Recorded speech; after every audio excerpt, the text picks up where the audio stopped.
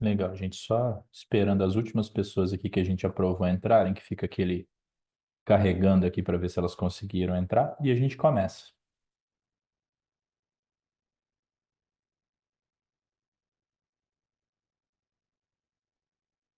Para quem já está aí, vocês veem minha tela, gente? Sim, Sim, então tá bom. Bom, Dani, já podemos, tá? podemos? Legal. Podemos. Para a gente fazer nossos combinados aqui, então, agora todos devidamente resgatados, eu tô vendo o chat, tá? Então, se vocês querem mandar mensagem, pode mandar no chat.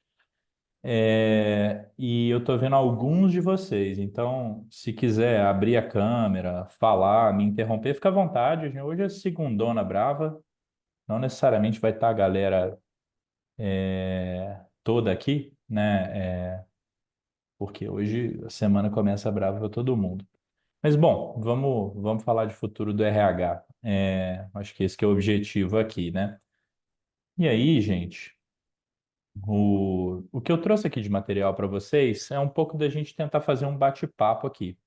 E aí eu já vou começar instigando vocês, assim, o que que a gente tem de consenso sobre o futuro do RH? O que que vocês imaginam que as pessoas estão falando por aí? Ou o que que as pessoas estão pedindo para vocês nas empresas de vocês? Assim, o que que vocês acham que são os próximos passos que a gente tem que dar como área? Só para a gente dar uma calibrada na sala aqui e tentar todo mundo falar a mesma língua para começar a brincadeira. Estratégia, análise e AI. Na Bia e no chat.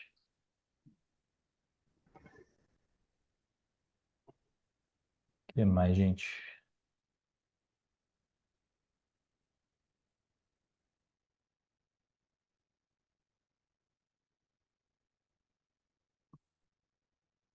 Esse aqui, o que que foi esse aqui? Entendimento de IA. Desafio das gerações. Ah, tem as gerações também aí para complicar. Estratégia IA.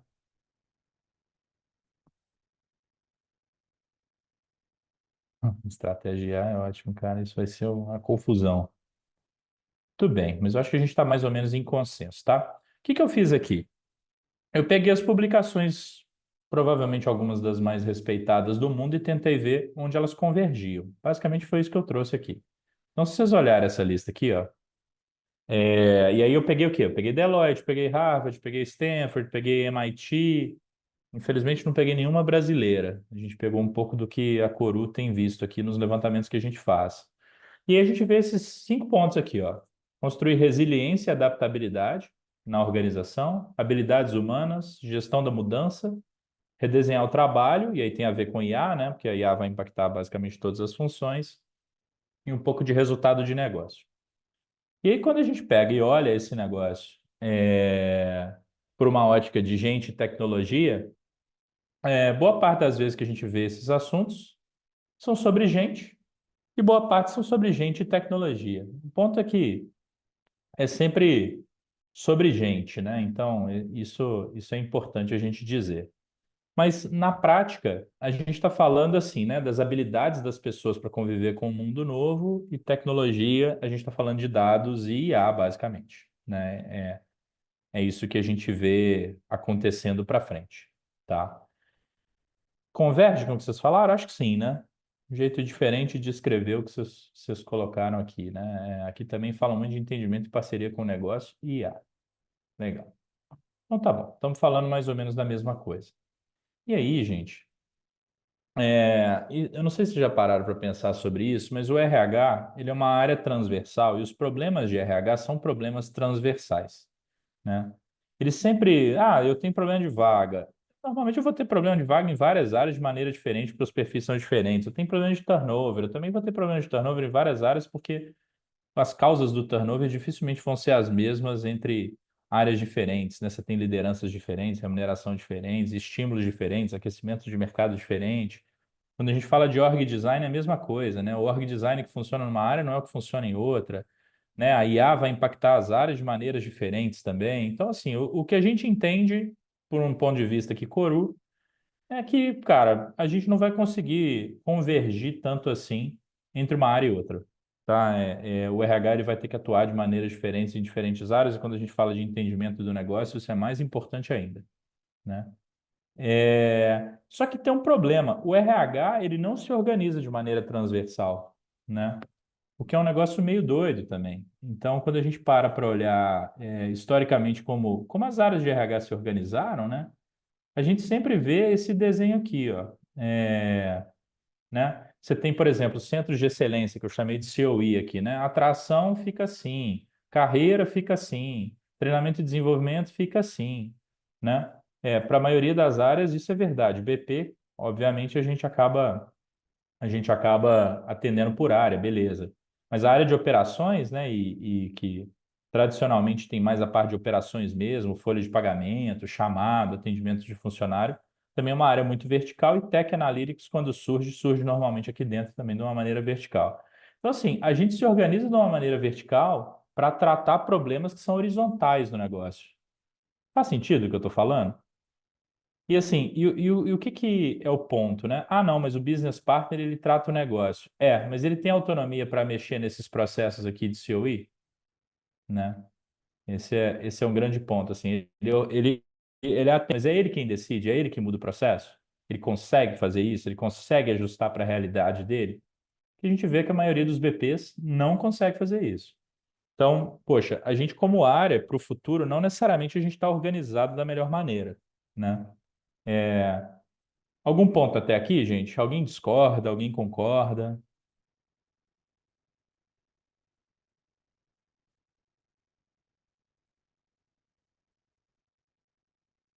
Alguém vê de uma forma diferente? Ah, bons pontos. Alguém? Ah, ô Michele, você é BP e percebe exatamente isso? Mas o que você Sim. nota, assim? Conta aí. Acho que também, assim, bom, prazer, pessoal, tudo bem? Eu sou a Michelle, eu sou BP da Pet Love.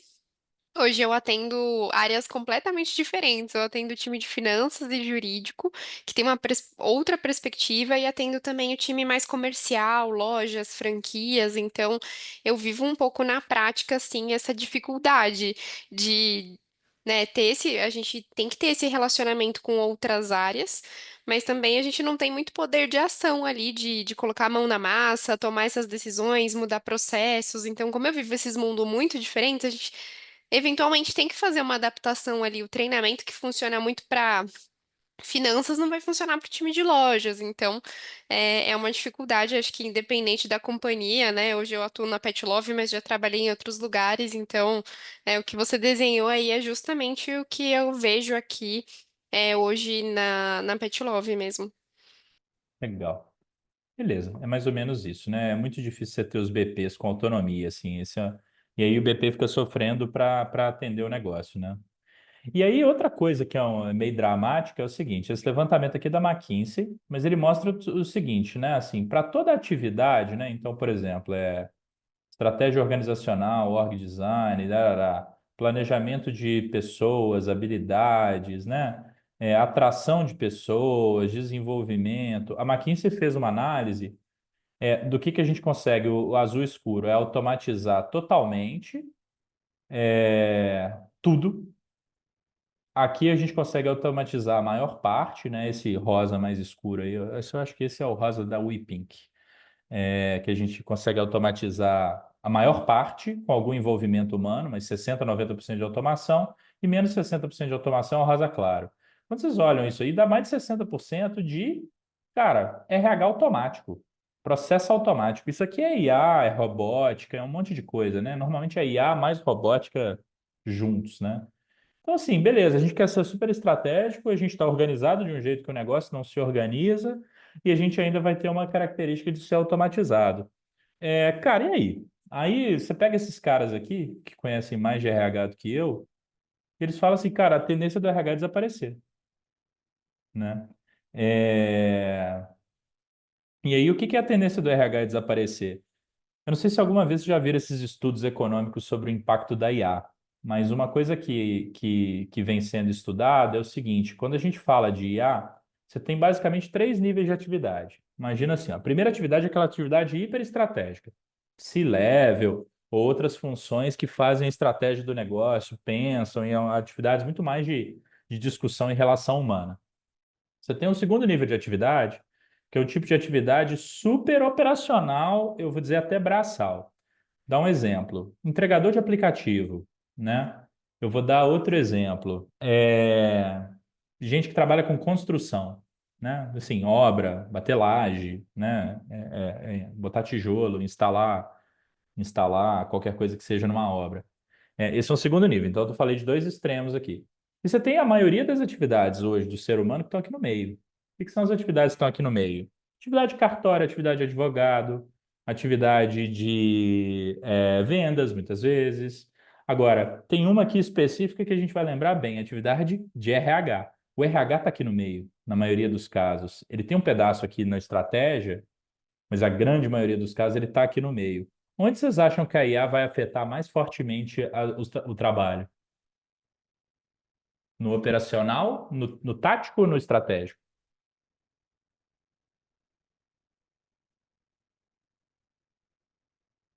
Transacional, Pedro. No operacional, operacional. Gente, é no tático, é no transacional, não é no operacional. Pelo menos pelos próximos 10 anos. Vou dar um exemplo aqui para ilustrar. Vamos pensar no entregador de aplicativo. Para eu conseguir automatizar a função dele, eu preciso de algum robozinho, alguma coisa que entregue a comida ou o pedido do delivery para um veículo autônomo. Esse veículo autônomo tem que sair e chegar em algum condomínio, em algum lugar para entregar, e tem que ter um segundo robozinho ou alguma outra coisa com um veículo autônomo que, por exemplo, suba o elevador, entregue na casa da pessoa ou fique esperando ali na porta. Vocês acham que nos próximos 10 anos a gente vai ganhar escala com isso? Provavelmente não. Né? Provavelmente não. Isso é possível acontecer? É possível acontecer. Mas no curto prazo, vocês conseguem imaginar o gov.br acabando com os cartórios? Eu consigo, exceto por legislação, se a legislação não deixar, né? Mas dá, né? Vocês conseguem imaginar um sistema de chamada que atenda 100% do RH e que a gente não tenha que falar com ninguém? Eu consigo imaginar, tem empresas que já chegaram a taxa de tipo 97% disso, né? Então, cara, isso é factível. Então, eu vou chamar assim, o trabalho manual vai ser automatizado. O cartório, o problema é outro, é isso aí. O trabalho manual vai ser automatizado, cara, dificilmente no curto prazo, né? Oi, Pedro, você levantou a mão aí. Você está falando uma coisa, só para ficar claro, é, e isso eu acho que é uma coisa que eu tenho visto acontecer muito, mas IA é uma coisa, automatização é outra, né? Então, assim, acho que no operacional a gente tem muita oportunidade de RPA, de tudo isso, mas eu vejo, assim, IA, essas revoluções que a gente está tendo nesse transacional mais tático por causa disso, né? Se a gente for assim, o Exatamente. robô com IA do carro que vai, cara, concordo que não é escalável, mas a gente tem muita coisa de RPA, etc, que é super tá super na mão, né? É exatamente isso. Mas normalmente cai no trabalho transacional, que é um trabalho mais tático. Ele é um trabalho que exige algum raciocínio. Você pensar no RPA, você tem que fazer a conta de quanto que incide de imposto, se está certo, se não está certo. Ele não é totalmente operacional. Ele tem alguma coisa de tática, né? Então esse negócio é importante a gente pensar. E o RH ele está justamente no tipo de função que está na meiuca aqui, que é a função que nos próximos 10 anos, boa parte dela desaparece mesmo no mundo, né? O cartório no Brasil pode não desaparecer, mas na Islândia já desapareceu, né? Na Estônia já desapareceu. Então, tem coisas desse tipo acontecendo. Beleza? Então, assim, ou a gente vira extremamente estratégico, e esse é o ponto do slide aqui, ou a gente some. Essa é a real, né? Ainda mais se a gente não estiver gerando valor para o negócio. Beleza? E aí, ó, deixa eu avançar o slide aqui. Existe um negócio de modelo de operação de RH em que a gente tem hoje uma estrutura já em tecnologia rodando em boa parte das empresas, em que você tem uma camada de experiência que é onde o liderado, é onde o time, né, interage e é onde o gestor interage. Aí depois você tem uma segunda camada, que é uma camada de processos, né? Cada processo, folha, ponto, recrutamento, seleção, cultura, sei lá, reembolso, muitas vezes está no RH, treinamento. Então aqui é cada processo, ou seja, cada processo é ligado a uma camada onde o usuário interage. E eu tenho uma base lá. que é a minha folha, meu HCM, às vezes é Oracle, às vezes é SuccessFactors, às vezes é LG, às vezes é Senior, mas é onde vem os dados, né? Onde vem a base única de dados. E entre essas camadas, ó, você sempre tem uma camada de dados. Você sempre tem isso aqui acontecendo. Então, qual que é o RH do futuro? É o RH que consegue articular esses três níveis aqui e gera dados suficientes para a IA poder atuar, para a automação poder atuar, né? O Pedro falou muito bem, uma coisa é robótica, automação, outra coisa é IA. Mas a verdade é que essas duas tecnologias estão convergindo fortemente, né? O agente de IA nada mais é do que um robozinho virtual, né? É, e a gente precisa desenhar um modelo de RH para esse tipo de estrutura aqui, para esse tipo de concentração de tarefas, para esse tipo de interação com o usuário e etc. Então, isso é uma mudança muito grande, porque a gente normalmente pensa o modelo de atuação do RH desse jeito aqui, ó. Aqui, que é completamente diferente do que eu acabei de mostrar, que é um modelo baseado em tecnologia. Alguém tirou o mudo, não sei se alguém quer falar. Fica uns dias até. Oi? Não. Tá. Então, assim. Só É, não fazer uma aqui. Não. Oi? Não cliquei. Sim. Mas você está trabalhando agora? Eles trabalham Deixa eu ver juntos. aqui. Tá. Eles têm A negócio juntos. Roberta está com o som ligado, né? Tô botando aqui. Gabriel Lopes, que está com o áudio ligado. Botei o Gabriel, botei a Roberta. Pronto. Beleza, estamos de volta. Então, assim, esse negócio do parceiro de negócio, do business partner, ele vira uma discussão não mais do parceiro de negócio, mas do problema de negócio. O que que eu vou fazer para trazer resultado e etc. Então, assim, os modelos que têm evoluído são os modelos que acabam com os BPs. Tá? Eu não queria traumatizar ninguém aqui, não. Mas eu também fui BP a vida inteira, mas eles acabam com os BPs, né? E aí o que centraliza tudo aquilo que é muito transversal. Por exemplo, cultura, você não abre mão. Cultura você vai tratar igual em todas as áreas, por exemplo. E aí você cria um modelo de autoatendimento e people ops e people tech, né? Tecnologia e operações de gente, muito forte.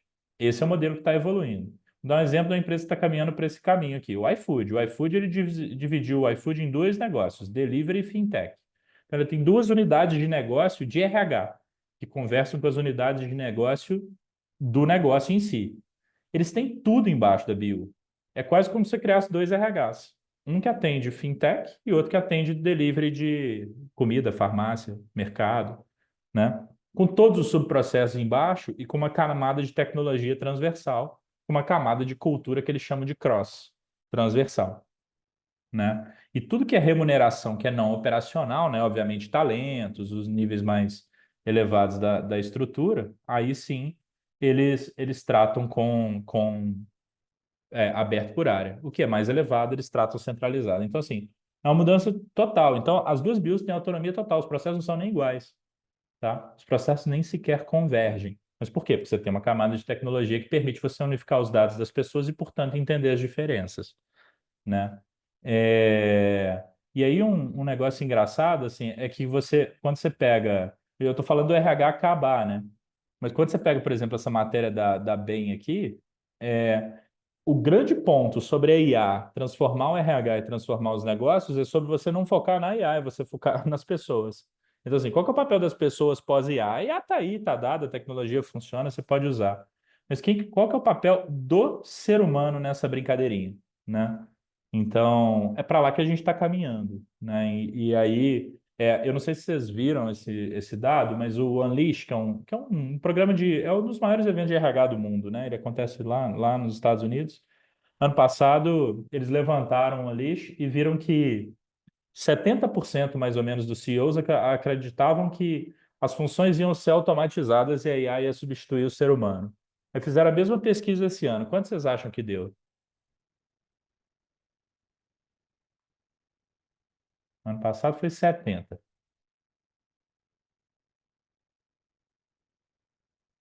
E aí, quem chuta? Pode repetir? Repito. Ano passado fizeram uma pesquisa com CEOs e perguntaram quanto que eles acham que era a probabilidade da IA substituir o ser humano na empresa deles. 70% disseram que era altamente provável. Quanto que vocês acham que esse ano deu o resultado da pesquisa? Tem 90, tem 40, tem 20, tem 80. Eles chutaram que 50%. Ou seja, a percepção de que a IA vai substituir o ser humano, ela começa a cair. E a percepção que a gente precisa ter é qual é o papel do ser humano nessa história? Como é que a gente desenha o trabalho das pessoas com IA, né? Esse é o grande, grande ponto daqui para frente, né? Então, né? E aí, assim, o que a gente tem que fazer é, de fato, redesenhar o trabalho, tá? Cada função, cada papel, cada atividade, cada negócio. Então, o que a gente estava acostumado a fazer de job description, explode aquilo e começa a desenhar a jornada das pessoas, a experiência das pessoas nos diversos pontos que a gente pode automatizar, botar tecnologia em tudo aquilo que a gente pode levar a atividade delas. Esse é o grande ponto. Né? E aí, esse aqui é uma forma de ver, tá? A Ambev está fazendo esse trabalho aqui, esse quadro não é o que a Ambev usa, mas a Ambev está fazendo esse trabalho, é que os BPs estão diminuindo, o nível de automação dos processos de Tech Ops está subindo, já tem processo com 97% de automação, tá? Sem interação humana. E aqui, como é que você olha esse negócio? Ó? Quando você olha a zona de baixa prioridade, aqui são as funções que hoje não conseguem, não tem tecnologia, não tem nem proximidade, nem custo, nem retorno de você botar IA, tá? Então, por exemplo, diretor de arte, né? É, gente que olha análise por imagem, nem toda análise por imagem a IA pega direito, ela confunde duas pessoas de bigode, ela mistura as duas, assim, é muito complicado, né? Outra coisa é ticket agents, né? Gente que fica bilheteria, esse tipo de coisa. Tem muita. Você anda de trem na Europa, por exemplo, passa uma pessoa no vagão coletando, marcando os bilhetinhos e tal. Essas coisas a galera acredita que não vai dar retorno investir em IA agora e tal. Você tem um segundo grupo aqui que é coisas que com alguma pesquisa a IA consegue automatizar as funções. Então, assim, designer de videogame, por exemplo, quem escreve texto técnico com IA ele está próximo de ser viável, né? Cientistas de computador, né? Então, desenhar um pouco de ajuste de computação e etc. Aí você tem uma outra coisa aqui que é que eles chamam de Red Light Zone, é a zona vermelha. O que é a zona vermelha, né? A, a IA consegue automatizar, já tem capacidade para isso, está aqui no eixo X, né? Mas aqui, ó, é o desejo das pessoas de automatizarem, né? Esse eixo aqui, ó. O desejo é muito baixo, ou seja, são as funções que ninguém quer encostar, tá? São as funções que ninguém quer encostar. E aqui é onde todo mundo quer mexer, tá? Então aqui é basicamente a gente olhar para as funções dentro de casa e tentar fazer essas classificações e tal, tal, tal. Mas você vê a Ambev fazendo esse trabalho mais fortemente aqui no Brasil, especialmente no RH. Tranquilo esse gráfico aqui?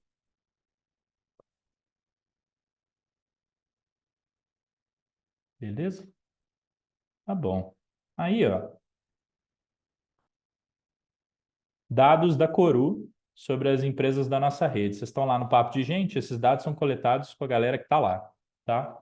Aí o nível de IA que a média das empresas que estão ali usa em cada processo, ó.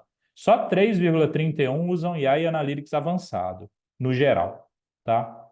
2% usam IA de verdade em recrutamento e seleção, mas 2% fazem mapeamento de jornada de employee experience, tipo a Ambev faz, tá?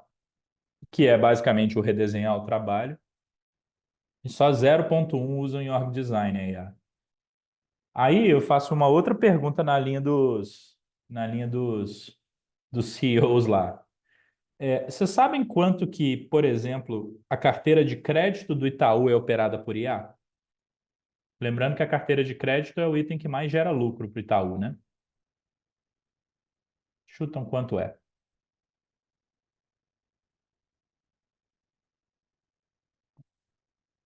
90%, 20%, 70%, 80%. Beleza. Todo mundo errou, tá? É 97%. Imagina que 97% de todo o crédito concedido pela maior carteira de crédito do Brasil é gerida por IA. É o extremo oposto do que a gente está vendo no RH aqui. E assim, e essas IAs, gente, elas não surgiram no ChatGPT, no LLM, né? Elas surgiram muito antes. Então, essas IAs são operadas há mais de década por muitas empresas. Então, assim, a conclusão que a gente precisa chegar é que o RH está muito atrasado, tá? Está muito atrasado em relação a outros processos de tecnologia e etc., de outras áreas.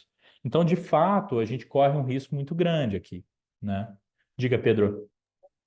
Virando o chato aqui, fazendo pergunta toda hora aqui. Só de Fica à vontade. curioso, esses números, assim, por exemplo, 0,1 em org design, fica assustado aqui. Aqui a gente considera, então, putz, usa isso no processo como um todo ou usa pontualmente para fazer algumas coisas? Se eu vou fazer, por exemplo, a discussão de papéis e responsabilidades, alguma coisa assim. Não, é o processo todo. É assim, Tá, beleza. o quanto eu uso o IA como base do processo de org design. Igual o Beleza, Itaú usa entendi. IA como base do processo de crédito, tá? Obrigado. Então, esses são exemplos aqui. Então, assim, gente, a conclusão que a gente precisa chegar é que o RH está super atrasado, tá? Tem uma outra pesquisa que foi feita que perguntaram para os CEOs também o quanto eles imaginavam que cada pessoa do C-level das empresas dele dominava de tecnologia. Adivinha a área que ficou em último? RH, tá? A que ficou, a que teve o pior levantamento, a pior percepção de uso de tecnologia. Então tá bom. Caos e como é que a gente faz, né? Então, o que a gente desenhou aqui na Coru, né? É o programa de aceleração de RHs em que a gente aborda esse tipo de assunto aqui, né? Então, como é que a gente desenhou ele? Ele já está indo para a sexta turma, tá? É, E aí é para construir capacidade do RH de operar transversalmente. Então, a gente trouxe gente que conhece pra caramba de tecnologia, de processo, que já passou pelas empresas que são nativas digitais e que tem esse tipo de domínio, né? Desse domínio tecnológico, né? Então, gente que passou por banco, gente que passou pelas techs, gente que passou pelos unicórnios, gente que passou por quem está de fato operando esse modelo novo. E o que que a gente fez, né? A primeira coisa que a gente faz nesse programa é ver o nível de maturidade de cada processo do RH de vocês, tá? E cruza com a nossa base e a gente olha como é que isso está funcionando. Aí a gente faz uma abertura presencial de 2 dias. A próxima turma está quase esgotada, ela é sexta e sábado agora que começa em São Paulo, mas a gente faz essa abertura presencial em São Paulo, depois as aulas são online e a gente tem as mentorias, né? Então, o assessment, ele dá a visibilidade do nível de maturidade do processo. Esses dados que eu trouxe aqui de 3%, 0,1, não sei o que, vem desse assessment, rodado dentro do programa, rodado em clientes da Coru e rodado na comunidade, né? E ele pega todos os subprocessos aqui que vocês estão vendo e como que cada um está em nível de evolução dentro da régua que a gente imagina que o RH deva caminhar, né? Ele caminha assim, o nível 5 dele lá é o benchmark, é o nível máximo de tecnologia. A gente faz uma abertura, né? Cultura, estratégia, org design, tudo aquilo que é o nível mais elevado da prática de RH. Depois a gente abre as aulas por tema, cada um dos subprocessos, a gente olha o subprocesso de maneira integrada nesse formato, né? E depois a gente tem mentorias. E aí as mentorias elas acontecem papo livre com os CHROs que a gente entende que estão na ponta da discussão de RH e etc e tal, e que conseguem promover essa discussão em altíssimo nível com todo mundo, porque eles estão, em alguma forma, praticando esse modelo mais avançado de RH, né? E no final a gente faz festinha, basicamente é isso, né? Então, o que que a gente quer fazer com o RH, né? A gente quer convergir tudo aquilo que é objetivo estratégico com tudo aquilo que é cuidar das pessoas, né? Esse é o desenho do negócio, tá? Então, a gente acredita que quando você converge essas duas pontas, né? Então, cultura e estratégia caminham juntas e vão afunilando, que esse é o modelo que a gente precisa articular para que o RH de fato não desapareça, né? E aí a gente discute muito o modelo de operação, né? Como é que ficam as interações entre as diversas áreas do RH, mas como é que essas interações acontecem por meio de tecnologia e dados, né? Onde é que eu coloco tecnologia e como é que eu transaciono esses dados nos diversos subprocessos para que a gente de fato consiga avançar nesses temas que eu vim expondo aqui. Então, todo o desenho do programa é baseado nisso, né? E aí toda a parte de como você calendariza estratégia e tudo mais, isso aqui é só um exemplo de como o RH articula capabilidades e planejamento estratégico que conecta com o negócio e gera mais impacto, né? E aí a gente passa por todos os processos, obviamente, como que a gente faz esses processos todos se encaixarem na cadeia de RH, né? Gente, é isso. Uma coisa que eu queria falar para vocês, super importante, é que para a comunidade especificamente, a gente tem um cupom de desconto, tá? Então, quem quiser fazer, o cupom é justamente o nome da comunidade, tá? É Papo de Gente. Então, se alguém tiver interesse ou quiser encaminhar para algum conhecido, tem o campinho de cupom lá na matrícula e a gente consegue viabilizar isso para vocês e a gente também faz vagas para empresas, tá? Tem muitas empresas que, na verdade, não conseguem fazer uma turma exclusiva, às vezes pela quantidade de pessoas e etc., mas conseguem fazer um formatinho da gente abrir algumas vagas para as empresas e ter 5, 6 vagas, 4 vagas. Aí a Aline falou que está inscrita e animada, ó, legal. Bem-vinda. A gente se vê esse final de semana, né? Sexta-feira nós estamos lá para começar. Mas, a Patrícia também, legal. Mas é isso, gente. Então isso aqui foi um esquenta, né? Esse papo aqui é o papo que a gente vai ter lá, na verdade. Mas a gente quer ter um RH cada vez mais provocativo. Mais um. Pedro também. Tá bom. O Pedro vai fazer muita pergunta, pelo jeito. Ô, Pedro, eu já vou chegar preparado. É, Mas a ideia foi fazer um esquenta aqui, a gente começar a ter essa conversa, mas a gente acredita que essa conversa está muito pouco qualificada dentro do RH e que a gente precisa fazer um movimento muito mais forte e muito mais profundo, senão a gente de fato vai desaparecer e eu não acho que vai ser muito legal, não. Mas eu estou animado com o que tem por aí, né? Eu acho que a gente vai caminhar super bem para aquilo que a gente acredita que é o RH do futuro e na real não existe RH do futuro, a gente já tinha que estar fazendo isso agora, porque a IA já está aí. E, e a gente fala muito de futuro, de trabalho do futuro, mas eu não acredito muito nisso, não. Eu acredito mais no que a gente tem que fazer agora, porque a demanda já existe, sabe? Não vai dar para esperar o futuro chegar, não. Vamos lá, Michelle, você levantou a mão. Tudo bem? Eu tenho uma dúvida. Vocês conseguem mandar? Eu até entrei aqui no link, estou tentando achar se tem as datas dos encontros, como que vai funcionar. Acho que minha maior preocupação é porque agora no segundo semestre eu me planejei para tirar as minhas férias, né? E aí, óbvio que pensando em aproveitar a melhor parte do curso, os encontros presenciais, eu queria entender um pouco de como que vai ser o calendário. Eu consigo te falar aqui. O calendário a presencial agora, dessa turma agora é sexta e sábado, dessa Uhum. semana presencial. Depois é sempre terça-feira à noite, 7 da noite, tá? Online. E fica tudo gravado, né? Aí depois o fechamento é lá no final, é lá em dezembro, final de novembro, se não me engano, início de dezembro. Aí é um fechamento que não é obrigatório, que é presencial também, tá? Mas Desculpa, é terça-noite, 19 horas até que isso, horas? 19 às 21. E esse conteúdo ele sempre fica gravado também. Ah, entendi, tá ótimo, obrigada. Legal?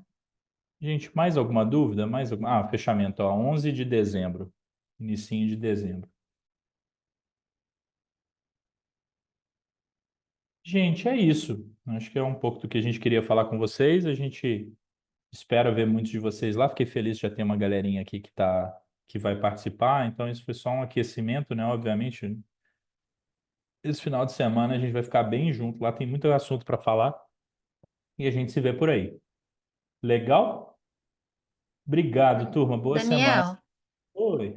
eu tenho uma dúvida pessoal. Posso ficar aqui com você? Pode, claro. Rapidinho? Tá bom. Aham. Obrigada, Obrigada, tchau, pessoal. Legal, tchau. Até gente. Obrigada. mais. Obrigado, viu? Ah, obrigada.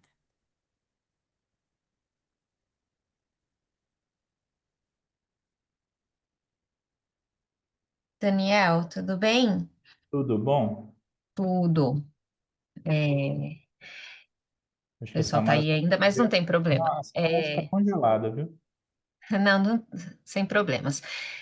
Eu conversei com a Ju já lá no começo do ano, quando vocês começaram a divulgar esse curso, para explicar para ela que eu não sou da área de RH, Na verdade, eu saí do mercado corporativo em dezembro, sempre trabalhei na área de negócios, mas sempre gostei de gestão e queria fazer uma transição de carreira Uhum. para a área de desenvolvimento de pessoas, né? Tá. E aí eu vi como o curso como uma oportunidade de eu entrar um pouco nesse mundo do RH e conhecer, né, os bastidores. E, e na ocasião a Ju falou que não teria problema. Então, só queria confirmar mesmo de que eu vou conseguir acompanhar e qual a expectativa vocês têm também de quem participa desse curso. Tá. Não, assim, conseguir acompanhar você vai, obviamente, você vai ter alguma lacuna de entendimento versus o resto das pessoas que já trabalham com RH há mais tempo, né? O grosso da galera que está no curso é de RH. Só que aí tem duas coisas, assim. A primeira é que a maioria das pessoas de RH é muito generalista e nunca aprofundou em nenhum processo. Então a pessoa entende mais de um assunto, mas aí chega na aula seguinte, o assunto é outro coisa, e aí, assim, todo mundo em algum grau tá nivelado ali por causa disso, sabe? Uhum. A segunda coisa é que já tem várias pessoas, tipo sua história, assim, que fizeram isso e estão fazendo transição de carreira, assim. Tem gente de financeira, tem gente de logística, tem gente do mundo de educação. Ah, legal. Já teve muito, assim. O que você tem que Uhum. fazer, todo o formato do curso é feito para poder conversar muito. Os conteúdos são curtos para as pessoas poderem interagir. Então, assim, cara, não tem vergonha de tirar dúvida e tá Uhum. tudo bem, assim, não tem problema nenhum, não, tá? Ah, legal, então. Não, era só para Tá tirar bom? mesmo essa questão, para não atrapalhar o andamento e também ter um maior aproveitamento, né? Não, não vai atrapalhar. E assim, o fato dele ser 360, ele te ajuda. O assessment te ajuda também, porque ele tem cada processo e como que o processo evolui. Então você entende o que é o nível 0, nível 1, nível 2 de cada coisa que se faz e tal. Uhum. Então tem muito material assim para você conseguir fechar essa lacuna. Não se preocupa, Tá não. certo, então. Tem muito mais a Ok. ver com a sua experiência de mercado do que a sua experiência de RH. E essa aí você tem, tá tudo tranquilo. Sim, sim. São Então, 34 anos, então pois é, não tem que acho que preocupar, com não. isso eu posso contribuir um pouco, tá bom? Totalmente. Tá? Ok, então, muito obrigada, Legal, a Dani. gente se vê então. Tchau, tchau, Tá, viu? tchau, tchau.